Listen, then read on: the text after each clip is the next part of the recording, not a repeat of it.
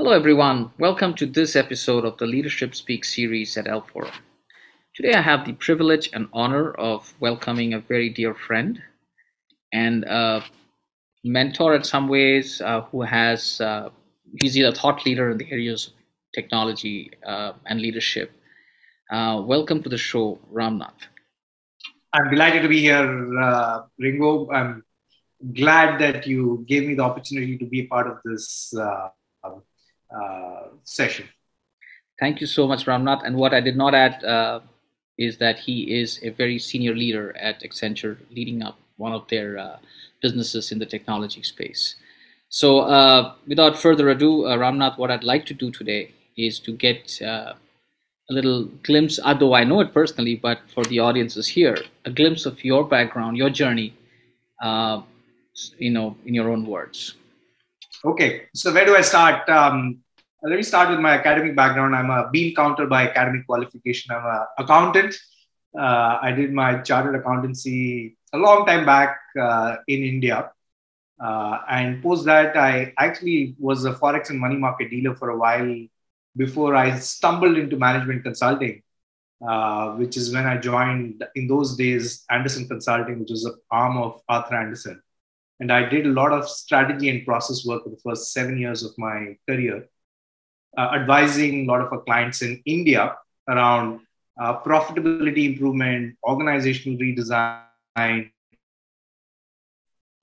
product strategy, setting up distribution networks. And it was a rich experience doing all of that. And at that point in time, I also got a golden opportunity to ride the wave in the technology space as Accenture set up something which was a scale engine in the technology space in India. I joined as part of the startup team, and life took its own course from then on. And here I am 20 years post that point, making a career trajectory change from doing more strategy and process work to really getting into technology. And I was part of that phase where we set up our technology engine in India, scale that something which was meaningful size and scale, where today it's at the heart of what drives Accenture's technology business. And then 5 years back, I moved in to be closer to the market and help drive our growth agenda. And today, I've got a series of responsibilities that spans across sales, solution shaping, and what we do in our execution space with our scale centers, including India and Philippines. So that's a little bit of a short summary. And during this journey, I also had the good fortune of meeting my wife, who also was a part of the Accenture journey for a couple of years in 1996. And I can say that Accenture has been good to me in more ways than one. And I got to meet friends like you. Well, that was my privilege too, Ramnath, and it just feels like yesterday, but it's almost been what 20 years since we kind of met up way back in Mumbai, and a lovely journey. And I can say with pride as I watch you grow with an Accenture and so you evolve into the leader that you are, which kind of segues into my next question. In this, pretty significant journey that you've had at Accenture, what has been your learning as a leader? There have been so many. And maybe I'm gonna articulate what I talk as my learnings and my journey line. Um, One is have the appetite to take risks. Not always what the answer is going to be, but have the courage and the conviction and the passion to take risks and follow your instincts, but yet not be uh, foolhardy about it.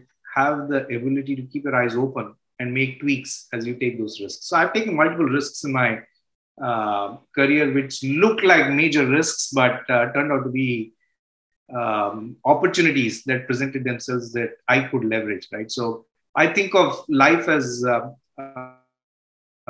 if you've eaten in a nice restaurant in China, the table is really a round table where the dishes are placed and it goes around in circles. And I think of life as something like that, where you get to pick what you want, but you need to have the courage to put your hand up in time to pick up what you want. Now, if you miss it, it comes back, and you get the opportunity to get another pick at what you want to take, but you have to pick it before the bowl gets empty. So there are a few life lessons that I've learned from that, where you have to have the courage and the conviction to follow your instincts, but also have the ability to tweak what you're doing based on learnings that you get along the way. So I've made multiple changes. I told you in the short introduction, I was a bean counter. I was an accountant. Doing tax and audit didn't excite me, so I said, okay, I'm going to take a leap of faith and try what I'm going to do with forex and money market dealing. I did that for about a year. It didn't excite me. I liked the opportunity of being at the cutting edge of learning what to do with management consulting. That was a pretty significant shift.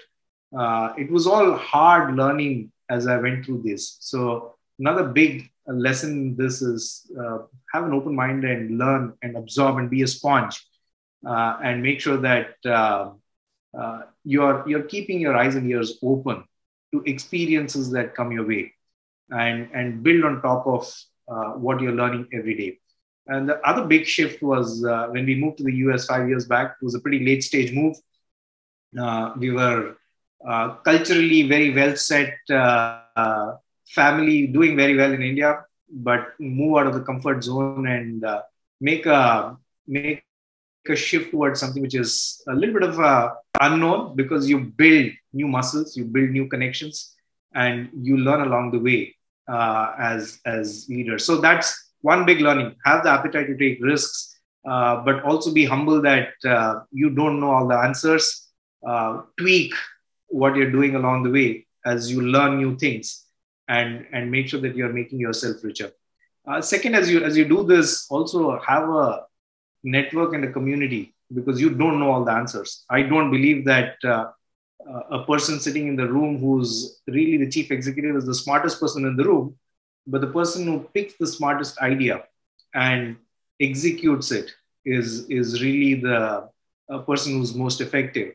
And if you think of your life in the same principle, make sure that you've got a body of advisors who are going to tell you the pros and cons of the decisions that you're taking, and help you become richer, because you don't know all the answers. Pose the right questions, keep your eyes and ears open, get the right inputs, and build on top of that, and enjoy the journey that life throws at you. Beautiful. And whatever you said kind of resonates with me so much in terms of being open-minded, being a sponge, and trying to absorb what it is, and have the humility, and then having the conviction about the decisions you make. And I think that is very, very well articulated. One of the things that I wanted to kind of always ask you, and probably we may have spoken informally about it, but I think your journey at Accenture at some level has been very entrepreneurial as well. While you were part of a very large corporation in Behemoth at some level, but I think you started off your journey at some level on the ground floor of the operations in India, and now where it is today. How entrepreneurial was it, and what were your lessons in Accenture within an organization of that size and stature? How entrepreneurial was it, or what were the entrepreneurial leadership nuances you picked up in this journey Well, of yours? it was extremely entrepreneurial. You got a snippet of that when you were part of that for a short period of time. It was extremely entrepreneurial, and I like to, in those early days, call of it as an experience of a startup with not having to worry about funding. And Well said. it was a very, very nice experience where you got to create something. The best example that I'll narrate using this as a story is I was given the task of setting up Accenture in Chennai. We set up first in Mumbai, then Bangalore, Hyderabad. Then I was given the responsibility for setting up our technology practice in Chennai. And it was a fascinating experience for me, from figuring out where do we set up our location. So going and identifying a location. Then you say, okay, now what should the infrastructure look like? How much should we size this capacity to? How do we attract the right talent? Okay, now I've done that.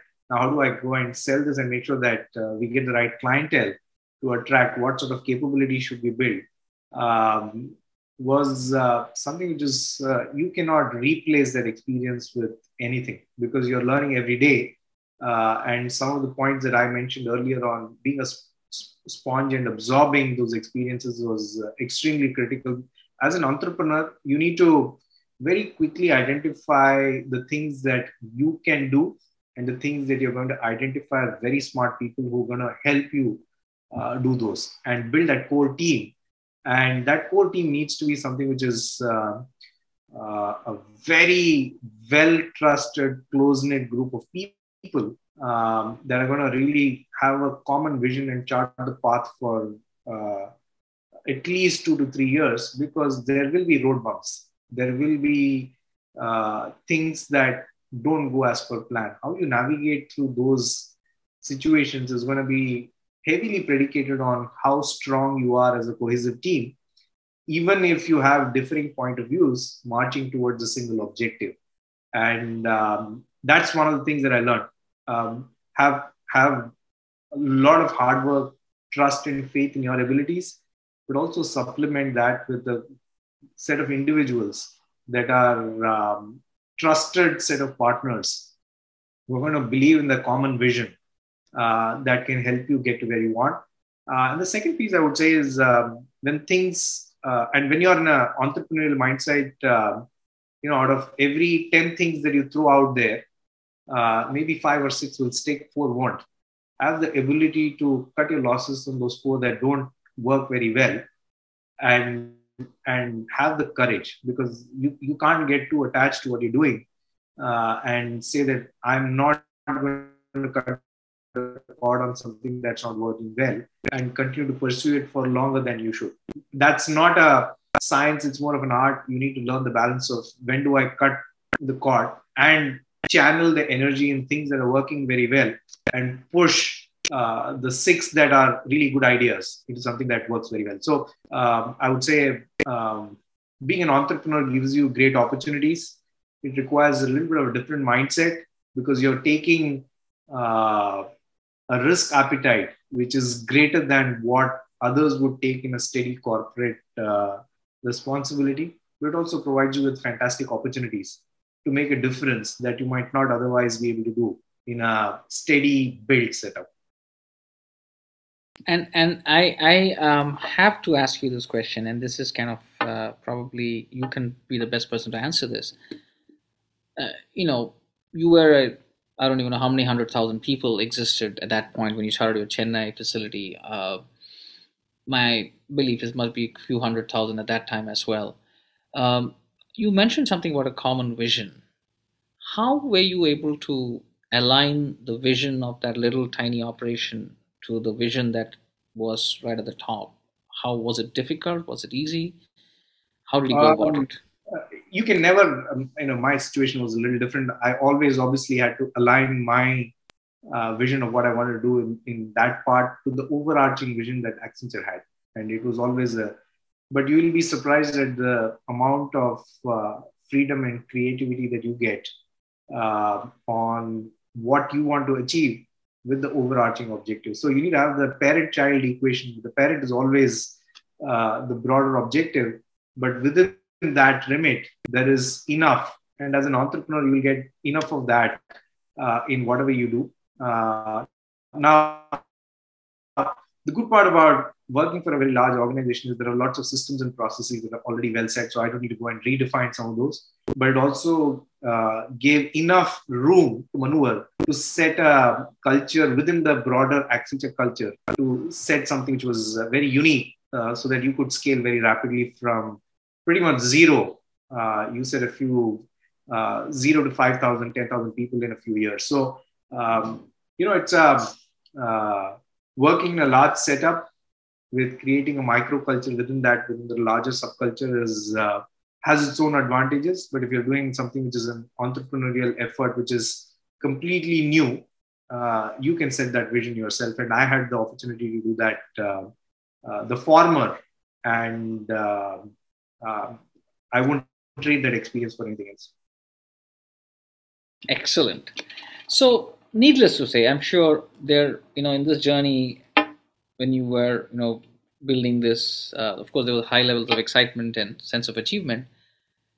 What kind of challenges did you face? And my question is a little more broad brush. I would like you to kind of dwell on your challenges as the entrepreneurial leader, if you will, and your challenges that you have faced as you've grown in the larger corporate environment as well. What have been your learnings and challenges?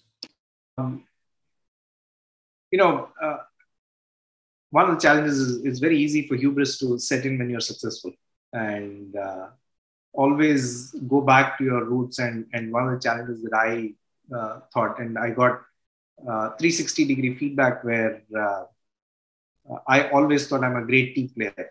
And the 360-degree feedback came back and almost like a slap on my face said something very contrary to that. Now, my first reaction to that was to resist and say, okay, that's not correct. And what I realized very quickly was one of the challenges that I needed to embrace was what others think about you is absolutely true unless you make some corrections and show that that's not true. Resisting that is not the right trait, and I learned it the hard way.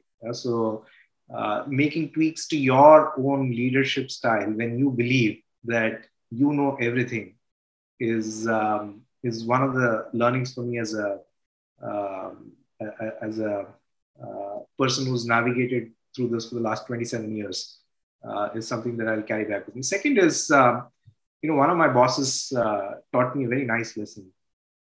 I'm very good at pointing out mistakes, and it's a very it's a trait which maybe it came from my tax and audit background where Exactly. I was trained to find mistakes. Right? Yes.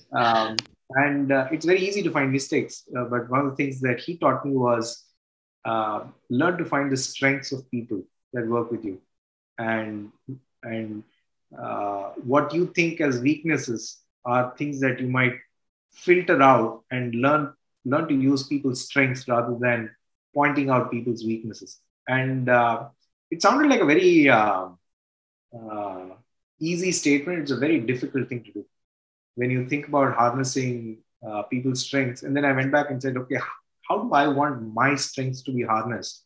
And empathy started becoming a big part of how I start. I'm not perfect at it, but I try to imbibe that as much as I can. And that's another big challenge that, or learning that I've had through this piece. And third is, I said it, I'll repeat it. Don't pick the right answer. Don't believe you always have the right answer, and give enough opportunity in a diverse team for everybody to voice their point of view, because you will be surprised at the hidden gems of the answers and the responses that you get that are actually making the biggest impact versus the loudest voice uh, getting carried away with what he or she is saying. So have the ability to pick the right answer, encourage a diverse set of points of view that can emerge, and nurture that uh, to conclusions so that you can actually realize the full potential of that opportunity. Nice, nice. I mean, I think I absolutely again resonate with that thing about the encouraging the maybe the softest voice but the biggest impact.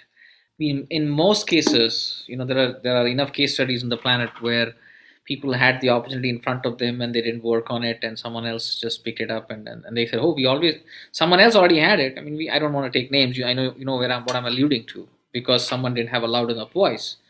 And I think as a leader, it's very important to be able to listen to the tiniest whisper as well. Amazingly said.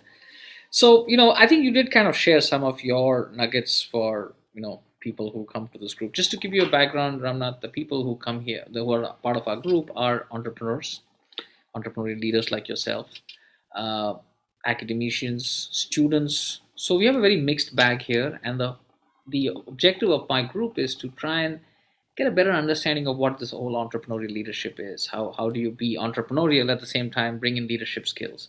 So your input and your participation will be very welcome to us. So on that note, I'd like you to kind of give us your words of advice or wisdom to the audience who's watching this? First, I don't consider that I've achieved anything substantial for me to give other people advice. I would change that to what I've learned, and some of these we already Excellent. Yeah. spoke. Okay. Yeah? Well said. Um, be one of the things that I've learned is be curious, and there is so much that's happening, and the pace of change that's around us is probably at a pace that, at least to me, it feels faster than at any other point of time in my career. So be curious and learn every day. Now, there is also lots of noise. So every day when I wake up, there are 20 newsletters to read. There's something always happening. Um, Build the ability to filter the noise and create music that's relevant for you. So be curious, but also be a little more selective about what you want to focus, because the fear of missing out can lead you to scatter your curiosity in directions which might not be very productive. One of the things that I struggle with is there's just so much going on. How do I filter from the noise and focus on the music that's relevant, that helps me get to where I want to get to? So one piece of learning that I've had is be curious. Second, uh, learn to get feedback and uh, understanding of who you are from others. And uh, I like to ask people about.